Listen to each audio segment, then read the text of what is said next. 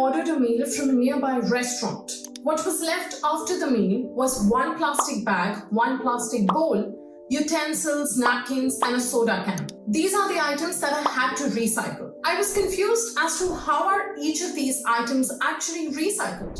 What kinds of plastic go in the trash? How do I segregate all of this correctly? Recycling is complicated, which is why only about 32% of our trash actually gets recycled. In 2021, only about 6% of the plastic that was produced in the United States was recycled. Now, when all this plastic is not recycled, it breaks down and contaminates everything from our oceans to our bodies. But why is recycling so complicated? When you make a plastic product, you add dyes and additives that change its properties and make it as rigid or as flexible as you need it to be. And all those little additives affect its melting point and ability to get recycled. One of the biggest problems with recycling plastic is wish cycling, where we wish something could be recycled and we put it in the recycling bin. Now that does not solve the problem, as it eventually ends up in a landfill.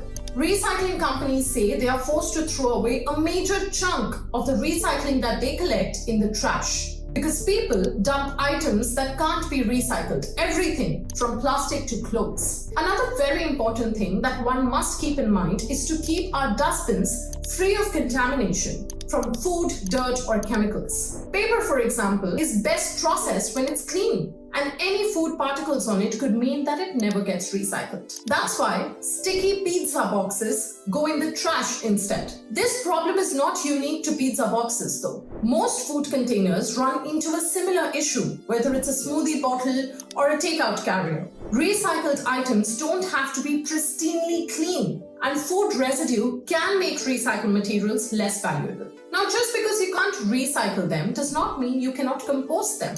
Juice boxes, for example, include an aluminum foil lining. Now, though these items are individually recyclable, it can be quite hard to separate these linings from the carton. Think about a cup of coffee. While the outside of the cup is made of paper, inside is a thin layer of plastic. The polypropylene film protects the liquid from seeping into the paper and keeps your drink warm. Because there are two different materials, the cups cannot be recycled unless the materials are separated, which is impossible to do by hand and requires a special machine. That's also why the easiest items to recycle are the products made from a single material. Water bottles, 100% PET plastic, are a prime example of this. Now that you've learned how to recycle the items, it is also important to know where your recycling goes. Successful recycling can include finding a buyer for recycling material, but demand for each material varies, which is why some communities do not accept all types of recycling. For example, recycled aluminium is valuable because the metal can be recycled over and over again without degrading. Another thing that's extremely important for you is to keep a tab on what's happening policy-wise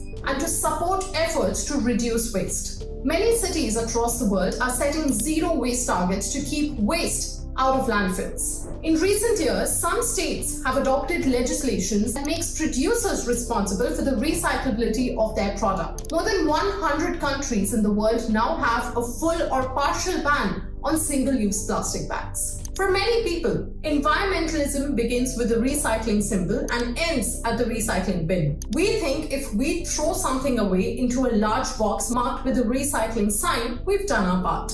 Our faith in the magic of the recycling bin makes purchasing and using plastic products a little more guilt-free. But recycling is a lot more complicated. Make sure you're contributing to recycling and not contamination. From the clothes we wear to the food we eat, plastic is everywhere. Scientists believe it may take forever to decompose, which is why it is essential for us to understand this material.